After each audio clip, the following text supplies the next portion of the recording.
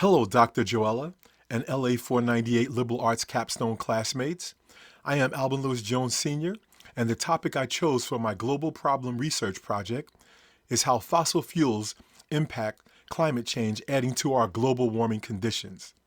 I chose this topic because I work in the utility industry, primarily on the fossil fuel side of the business.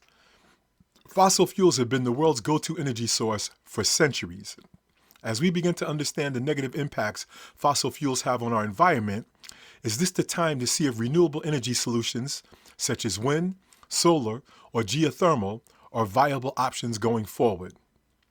The excavation of fossil fuels has environmental risk of damaging water tables, land areas, as the burning of fossil fuels causes global temperatures to rise because every country has grown dependent upon fossil fuels as their primary energy source for electricity, heating, transportation, and manufacturing.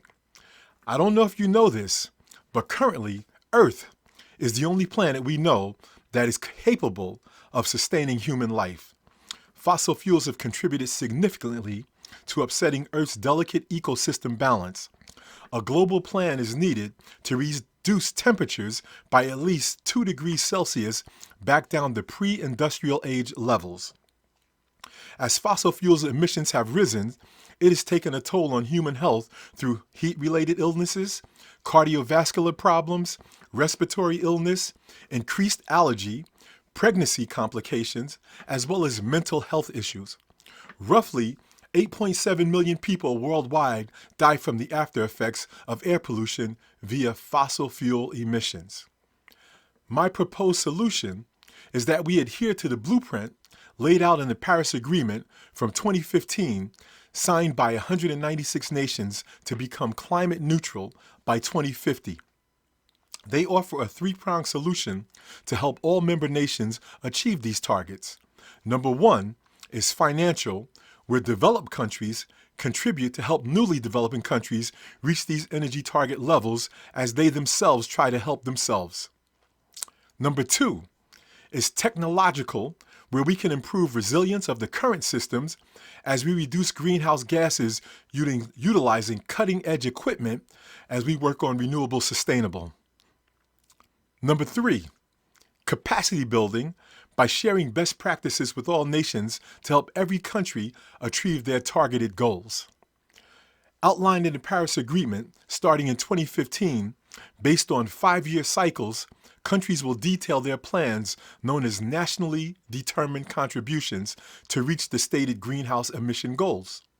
By 2024, that's next year, countries will report out on the actions they've taken to achieve these goals.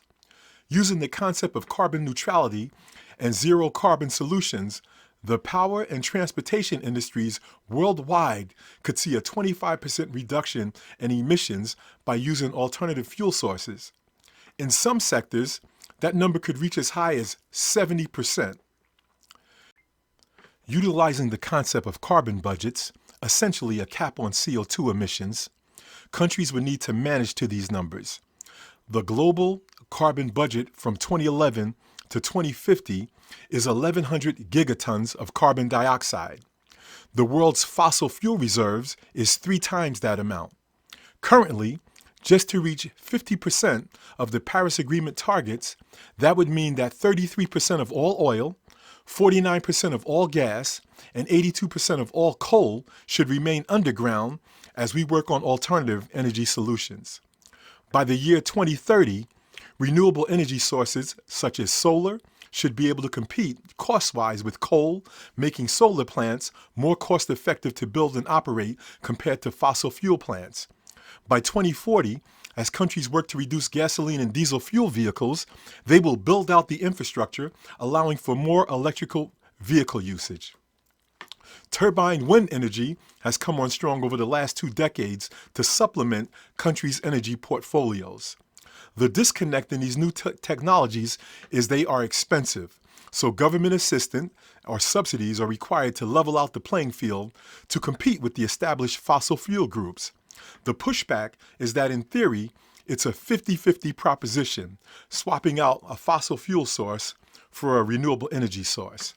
The biggest question is what happens to the economies of these countries as these concepts are introduced, changing the scale of all industries. Cultural diversity is impacted as the biggest polluters have been the more advanced and developed countries. Greenhouse gas emissions, totaling 41%, come from the US, China, and the 28-state European nation. If you add in Russia and India, these are your top polluters. Newly developing countries in Africa, South America, and the Caribbean are at a disadvantage as they were not able to compete financially or with their infrastructure support. Rich countries have disproportionately used up more environmental space than their poor neighbors. Preserving human life is an ethical issue with ecological debt causing global conflicts. It is the low-income countries suffering from economic injustice, systemic racism, racial/ethnic discrimination who bear the brunt of these problems as the well-to-do nations try to resist change in spite of all the data showing action needs to be taken by all to mitigate damage. This is no easy task, as almost every nation on the planet is involved. Trying to bring everyone to the table, signing legally binding documentation they all must adhere to, is truly challenging. The developed nations must help developing nations because if they do not, fossil fuel use will go on unchecked as it is the easiest, dirtiest fuel source we know. Every year, those once-in-a-century climate change events have become greater with more frequency and more force, causing billions of dollars worth of damage. It was stated just a few days ago that February in New Jersey will go down as the third warmest in history with 21 of 28 days above the normal average temperature, and this is in 2023. Listen, folks, climate change is an undeniable threat to all human life. The global community must work together under the Paris Agreement to lower carbon emissions to near zero, reduce the global reliance on fossil fuels, and invest in renewable energy solutions. Thank you. Alban Jones. Bye-bye.